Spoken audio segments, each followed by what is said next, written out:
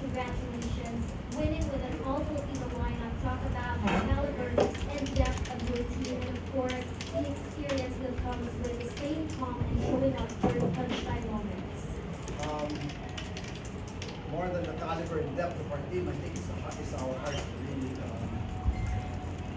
all of our discussion yesterday in practice, even before any kind of game planning and tactical discussion, was just about setting our minds right, that we have a chance.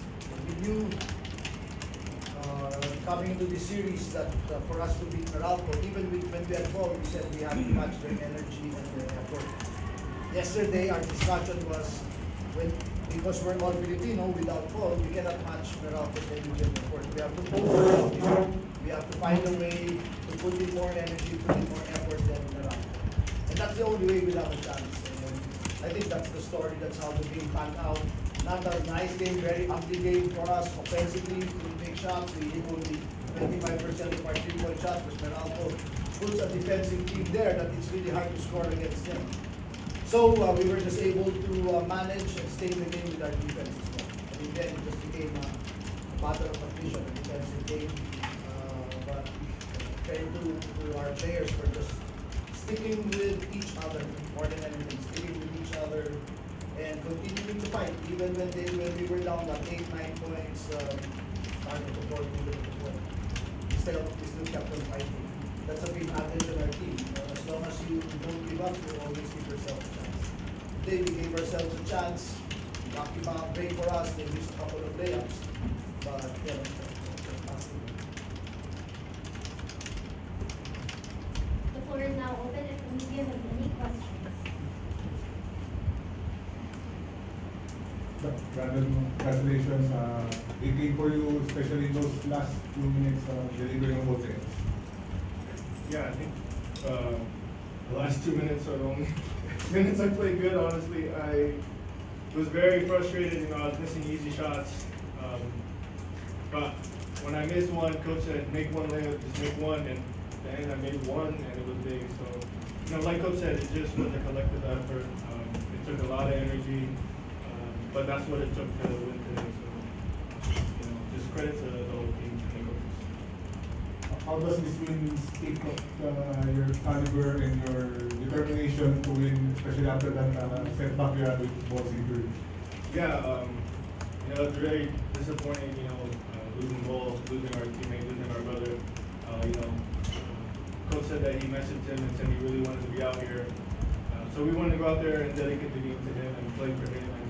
And, he carried us here, so hopefully we can, bring us across the finish line, we can finish the job. But, I don't want to, we have a core guys that, when our back is against the wall, we find ways. And, today, like I said, a couple lucky bounces, a couple plays we made, and we came out with a win. But it's only one win in the series. Yeah, what Brandon is referring to is the message of Paul. We're in constant touch, and kinumusta ko siya. I said, "So Paul, how are you?" And I was expecting him to talk about his injury, but Paul's text to me, this is verbatim, and Paul's text was, "I'm just disappointed, coach, that I'm not there with you throughout the playoffs, because I really felt we had a good chance to win the championship." That's for him. Hindi niya iniisip yung future niya, yung career niya, nangihinay lang siya na hindi siya kasama namin. So I read that message to the guys before the game, and I said that there's something that is greater here than just basketball. It's really our relationships, our bond with each other, and I think in the end, we gave ourselves a chance to be lucky. That's what happened.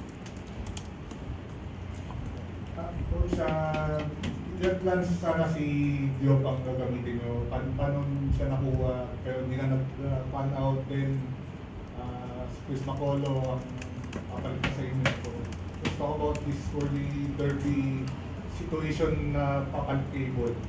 It's very ticklish because on one end,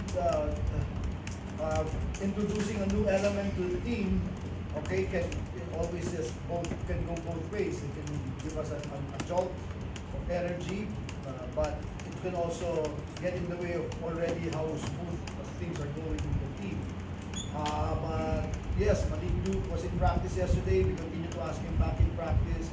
Even if Makolo arrives tonight, we still want to see both of them because we want to see who will fit us better. While we all know the caliber of Makolo, except we're not really sure the kind of game shape he's been coming off his stint in Taiwan. But at least he's been playing. But I think the most important thing really is the assimilation.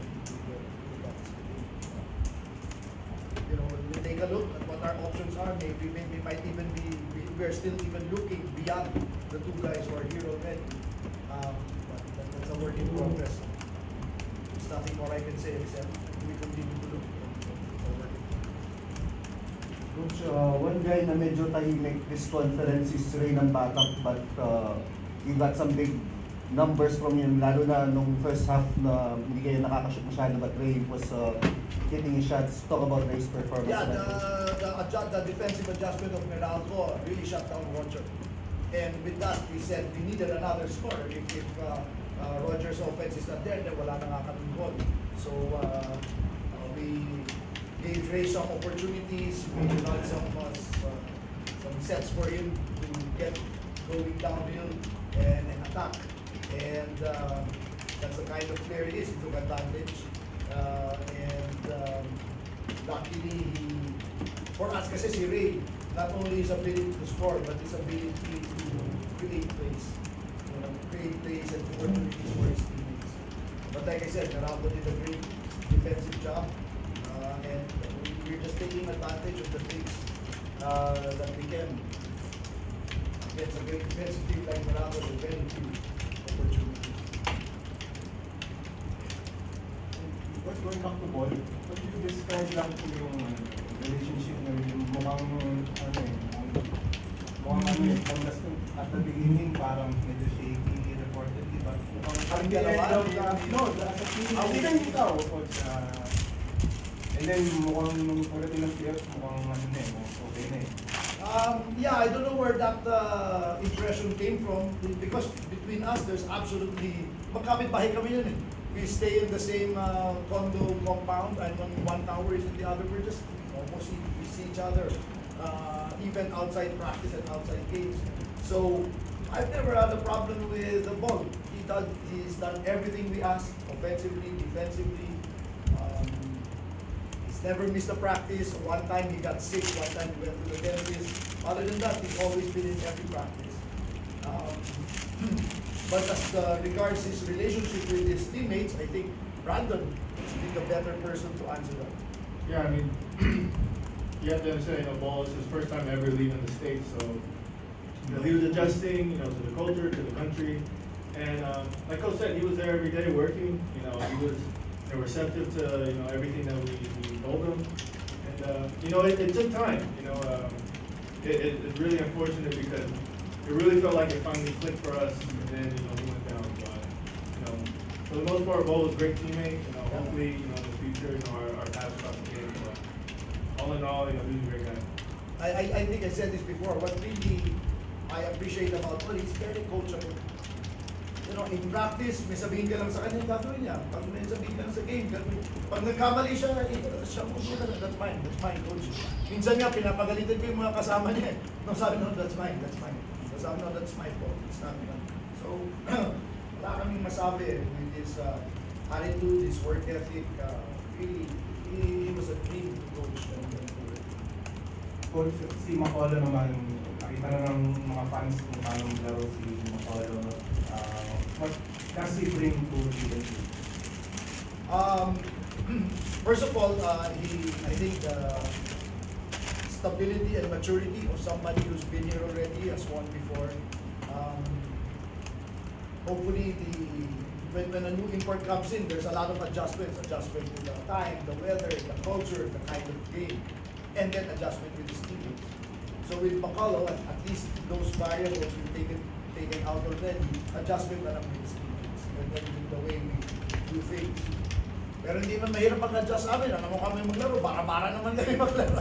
So as long as you have pretty good basketball IQ, you can cope easily with what you're trying to do. So I think that's the one thing he will bring is the maturity and the stability to our team.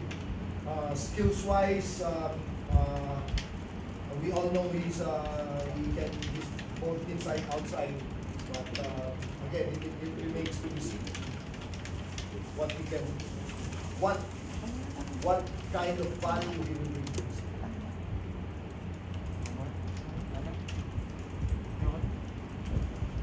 Okay.